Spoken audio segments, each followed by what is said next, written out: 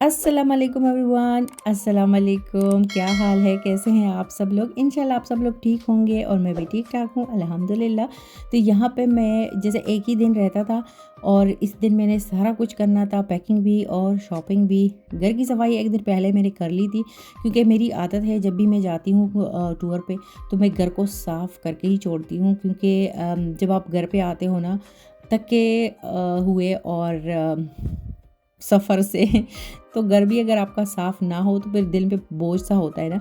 तो मेरी आदत है मैं पाकिस्तान भी जाऊँ या यहाँ पे यूरोप में ही हम लोग कहीं ना कहीं जाते रहते हैं।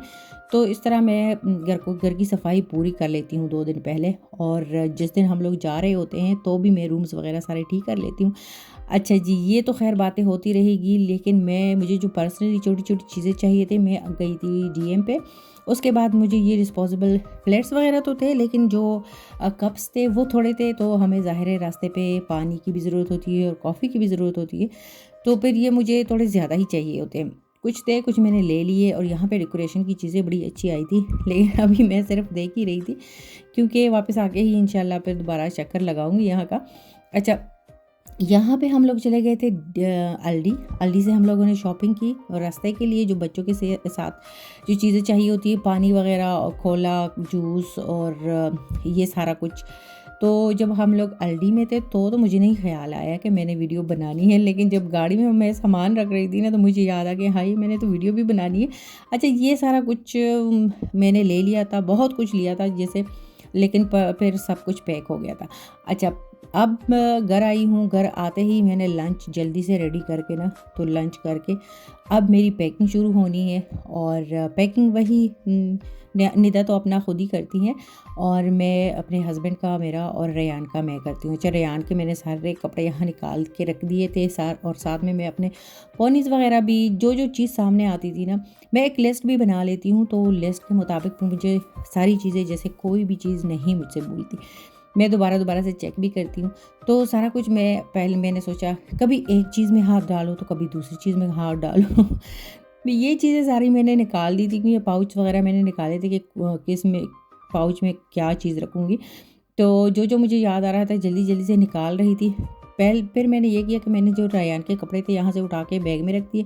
अब मैं अपना जो प्रोडक्ट्स वगैरह मैं अपने साथ लेके जा रही हूँ, कॉस्मेटिक वगैरह वो सारे मैं रख रही हूँ। और जो जो भी याद आ रहा था ना, तो एक चीज़ को छोड़ के दूसरा करती थी। उसके बाद मैंने अपने कपड़े लिए और फिर उसके बाद हस्बैंड के लिए। अच्छा, बैग तो मेरा जल्दी से ही रेडी हो गया था। उसके बाद जो हैंड बैग मैं अक्सर आप लोग देखते रहते हो, तो जब मैं वो रेडी कर रही थी तो मुझे जीन्स वगैरह याद आ गई कि मैंने ये भी निकालने। तो बस भाग दौड़ होती है सच्ची में। रेड वाला बैग मेरा बिल्कुल रेडी हो गया था और ये जो हैंड बैग है ये भी तकरीबन तकरीबन रेडी हो गया था। बस ये कुछ चीज़ें इसमें रख रही थी, फिर मुझे याद आ गया कि हम लोग तो इस दफ़ा जो हमारे पासपोर्ट्स हैं वो भी लेके जाने हैं, क्योंकि जब आप जिब्राल्टर जाते हो ना, जबल तारिक, तो वो हिस्सा यूके का है। और यहाँ पे निदा ने रेयान की लड़कियों वाला मेकअप कर दिया था। ये भी काफ़ी खुश हो रहा था, मस्तियाँ कर रहा था और मुझे दिखा भी रहा था कि मामा ये देखो। अच्छा, ये रूम से तो मैं निकल गई थी, सारा कुछ हो गया था, पासपोर्ट वगैरह सारा मैंने रख दिया था और पैकिंग भी हो गई थी। अब किचन की बारी थी, जो जो चीज़ें मैंने घर से लेके जानी है। अच्छा, बच्चे साथ में होना तो एक नज़र बच्चों पे और दूसरी नज़र दूसरी चीज़ों पे रखना ही होता है। अगर आपका ख्याल ना हो तो बच्चे अपना काम कर जाते हैं।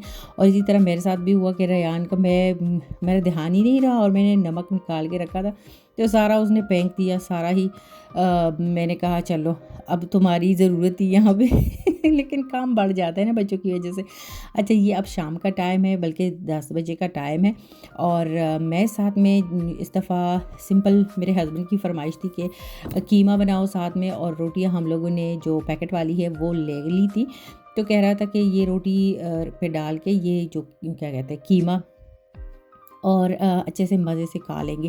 क्योंकि यहाँ पे प्रॉब्लम ये है कि मोटरवे पे आपको या तो मैकडॉनल्ड नज़र आता है और बर्गर किंग वगैरह, पर चले बच्चे तो फिर भी वो खा लेते हैं, बड़ों का इतना मन नहीं होता। इसलिए फिर मैं जब फर्स्ट डे हमारा होता है ट्रैवल का, तो मैं ज़रूर कुछ ना कुछ बना के लेके जाती हूँ। ये कीमा बहुत ज़्यादा टेस्टी बनता है, शिनवारी कीमा।